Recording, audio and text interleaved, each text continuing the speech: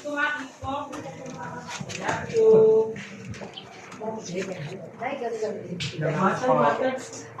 hapon. Lagyan mo ako yung surat. Ay,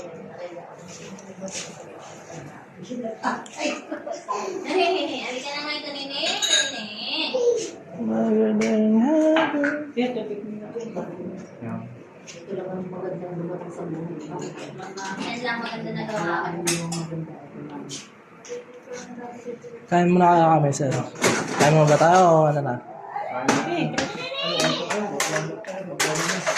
Ha? Oo, para diretso ang ating ano.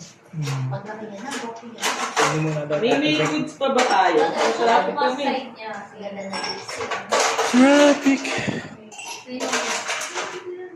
Pero hindi.